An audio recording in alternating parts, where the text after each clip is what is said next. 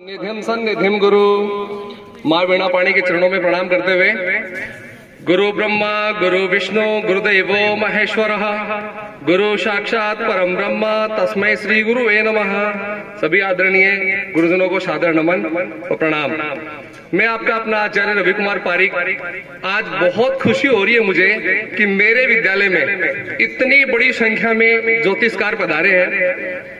मैंने इसी विद्यालय से कक्षा 6 में प्रवेश लिया था और यहीं से ज्योतिष की शिक्षा प्रारंभ की थी। उसके बाद अलवर जिले में Indian counselling of astrological science के चैप्टर अलवर में आदरणीय गुरुदेव श्री राजेंद्र प्रसाद जी व हेमंत जी गुप्ता से ज्योतिष की शिक्षा मैंने प्राप्त की है। 2 वर्षीय जो शिक्षा थी मैंने वहां से ज्योतिष विशारद और वास्तु आचार्य प्राप्त किया था।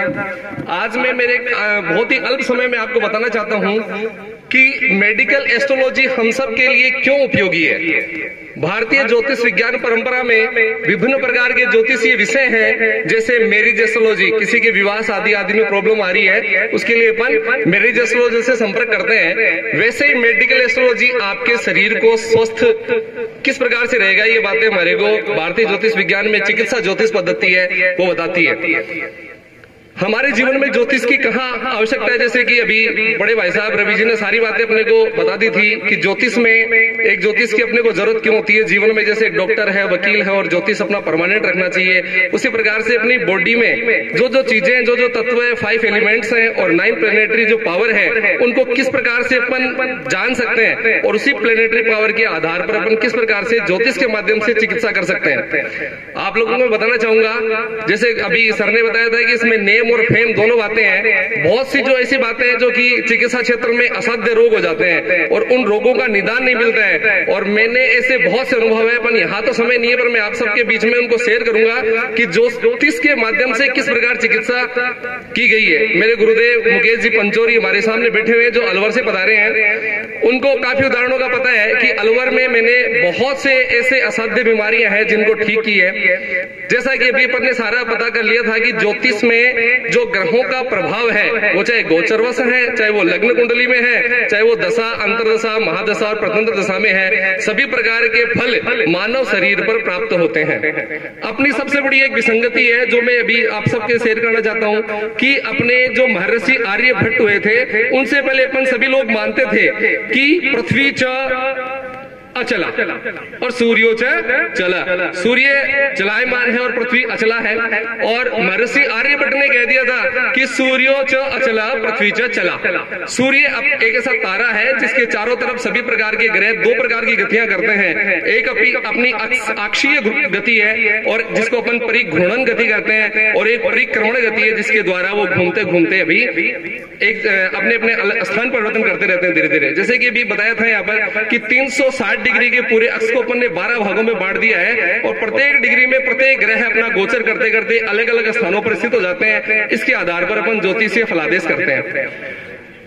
भारतीय ज्योतिष विज्ञान परंपरा में अपन षष्ठेश को महत्वपूर्ण स्थान देते हैं कि षष्ठेश कौन है और षष्ठम में कौन कौन से ग्रह बैठे हुए हैं और गोचर में कौन सा ग्रह षष्ठम पर प्रभाव डाल रहे हैं और महादशा कौन से ग्रह की चल रही है। इन चारों चीजों को अपन एकत्रित करके अपन चिकित्सा इसमें कर सकते हैं। अपनी बॉडी में सबसे ज्यादा मात्रा खून की होती है और खून में सारे प्रकार के, जैसे WBC अपन जिसको बोलते हैं, RBC जिसको बोलते हैं अपन, आयरन जिसको लोह तत्व कहते हैं। हमारे भारतीय ज्योतिष विज्ञान में लोह तत्व की प्रमुखता है, जो कि मेडिकल एस्ट्रोलॉजी भी जो मेडिकल के लोग वो भी मानते हैं कि वास्तव में खून में सर्वाधिक मात्रा आयरन की होती है, अर्थात लोहे की होती है। लोहा अपन देखो प्राचीन काल से मैं अपने विषय की पूरी बातें आपको बताने की कोशिश कर रहा था, पर समय की अल्पता होने के कारण से मैं थोड़ा जल्दी करने का प्रयास करूंगा कि जैसे कि अपन मानते थे कि साहब दक्षिण साइड में मुंह करके घर का मुंह मत रखो, दक्षिण साइड में भूत आते हैं, दक्षिण में लंका है, दक्षिण दिशा की तरफ मुंह करके नहीं सोना चाहिए, सर करके नहीं सोना चाहिए। बहुत सी विसंगतियां हमारे थी। उसका मेन कारण यही है कि नॉर्थ साइड में एक बहुत बड़ा मैग्नेटिक पावर है और वो मैग्नेटिक पावर हमेशा जनरेट होता रहता है साउथ टू नॉर्थ,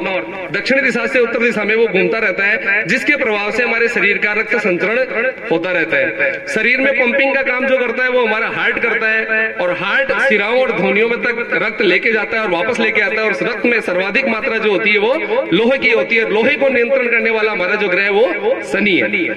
अब की बार अपन बात करते हैं कि जैसे वर्ष कुंडली की अपन बात कर रहे हैं तो अपने षष्ठेश जो है वो मंगल है। मंगल त्रिषणाय राशि में अष्टम भाव में बैठ गए हैं और जो लग्नेश हमारे बुध हैं वो अस्त होकर के दसम भाव में बैठे हुए हैं। ऐसी स्थिति में जैसे वायरस जनित रोगों की अपन बात करते हैं कि बहुत से वायरस जनित रोग यहाँ पर आ सकते हैं, वो बातें आप लोगों ने सबने कर ली, परंतु मैं आपको छोटी सी बात और बताना चाहता हूं कि जो अपन ने इसमें आविष्कार करे हैं अलग अलग प्रकार के, जैसे कि अपने 9 ग्रह हैं और 5 एलिमेंट के अलग अलग रस और रसायन आते हैं जो कि आयुर्वेद में भी प्रयोग लिए जाते हैं। जैसे अपनी लोह भस्म है, ताम्र भस्म है, स्वर्ण भस्म है, रजत भस्म है, मौक्तिक भस्म है। ये सारी की सारी भस्में हमारे ज्योतिषीय नवग्रहों की कारक है जो कि मेडिकल के लोग इनको आयुर्वेद की दृष्टि से प्रयोग करके और रोगों का इलाज कर देते हैं। अब अपने को पता चलता है कि हमारे कौन से ग्रह का पावर अपनी बॉडी में कम है, उसी ग्रह से संबंधित अपने को रस और रसायन का प्रयोग करना चाहिए। उससे संबंधित खाद्य भी अलग अलग आते हैं कि जैसे आप काले रंग की जो भी वस्तु होती है वो शनि से संबंधित होती है, लाल रंग की जो भी वस्तुएं होती है वो मंगल से संबंधित होती है, श्वेत रंग की जो भी वस्तुएं हैं वो सारी की सारी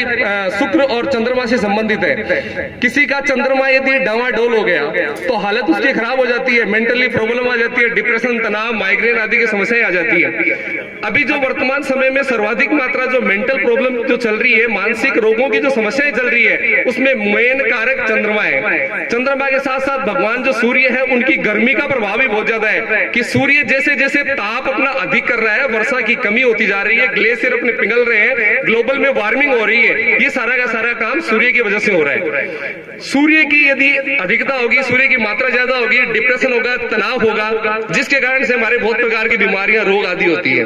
तो अपने को ये देखना पड़ता है कि जातक की कुंडली में अपन षष्ठेश को प्रधान मान करके, षष्ठम भाव को प्रधान मान करके अपन कुंडली बनाएंगे और उस कुंडली के आधार पर अपन ये निर्णय कर लेंगे कि कौन से ग्रह की वजह से जातक में रोग है।